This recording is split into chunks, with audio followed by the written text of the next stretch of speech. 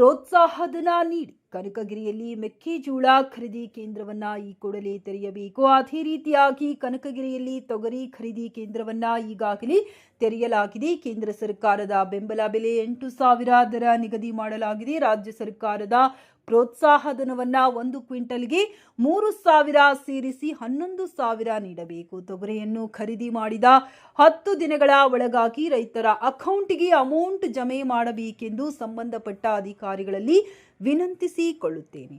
ನಗರ ಘಟಕದ ಅಧ್ಯಕ್ಷರು ವೀರೇಶ್ ಬಿ, ಗೌರವ ಅಧ್ಯಕ್ಷರು ಕೃಷ್ಣ ಕಾಕಿ, ನಗರ ಘಟಕದ ರೈತ ಸಚಿವರಾದ ಭೀಮೇಶ್ ಕುರುಬರ, ನಾಗರಾಜ್ ಪೂಜಾರ್, ಉಮಾಖಾನ್ ದೇಸಾಯಿ, ನಿಂಗಪ್ಪ ನವಲಿ, ಗಣೇಶ್ ರೆಡ್ಡಿ, ಕನಕಗಿರಿ ರೈತ ಸಂಘದ ತಾಲೂಕು ಅಧ್ಯಕ್ಷರು ಇನ್ನಿತರರು ರೈತ ಮುಖಂಡರು ಭಾಗವಹಿಸಿದ್ದರು.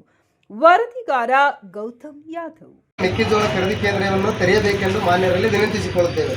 2 ದಿವಸದ ಒಳಗೆ ಮೆಕ್ಕೆಜೋಳ ಖರೀದಿ ಕೇಂದ್ರ ತೆರೆಯದೇ ಹೋದರೆ ನಿಮ್ಮ ಇಲಾಖೆಯ ಮುಂದೆ ಪ್ರತಿಭಟನೆ ಮಾಡಲಾಗುವುದು ಎಂದು ಇವತ್ತು ನಾವು ತೊಗರಿ ಖರೀದಿ ಕೇಂದ್ರ ಮತ್ತು ಮೆಕ್ಕೆಜೋಳ ಖರೀದಿ ಕೇಂದ್ರ ಸಂಬಂಧಪಟ್ಟ ಹಾಗೆ ಮನವಿ ಪತ್ರವನ್ನು ಸಲ್ಲಿಸಲು ಬಂದಿದ್ದೀವಿ.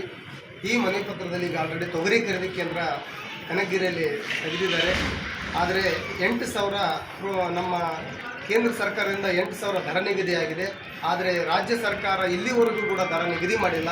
ಹೋದ ವರ್ಷ 24-25ನೇ ಸಾಲಿನಲ್ಲಿ 450 ರೂಪಾಯಿ ಪ್ರೋತ್ಸಾಹಧನ ಕೊಟ್ಟಿತ್ತು ರಾಜ್ಯ ಸರ್ಕಾರ.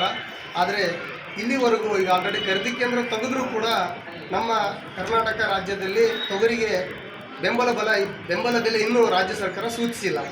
ಈಗ ನಾವು ಕರ್ನಾಟಕ ರಾಜ್ಯ ರೈತ ಸಂಘ ಹಾಗೂ ಹಸಿರು ಸೇನೆ ಈ ಕೂಡಲೇ ರಾಜ್ಯ ಸರ್ಕಾರಕ್ಕೆ ಒತ್ತಾಯ ಮಾಡ್ತಾ ಇದ್ದೀವಿ.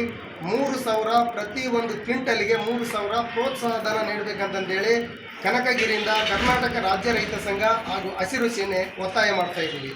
1 ಕ್ವಿಂಟಲ್ಗೆ 8,000 ಕೇಂದ್ರ ಸರ್ಕಾರ ಕೊಟ್ಟರೆ 3,000 ರಾಜ್ಯ ಸರ್ಕಾರ ಕೊಡಬೇಕು.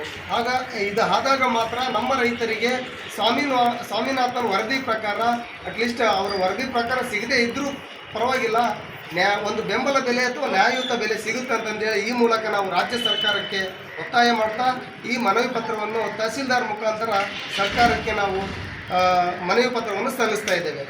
ಕರ್ನಾಟಕ ರಾಜ್ಯ ರೈತ ಸಂಘಕ್ಕೆ, ಹಸಿರು ಸೇನೆಗೆ, ಕರ್ನಾಟಕ ರಾಜ್ಯ ರೈತ ಸಂಘಕ್ಕೆ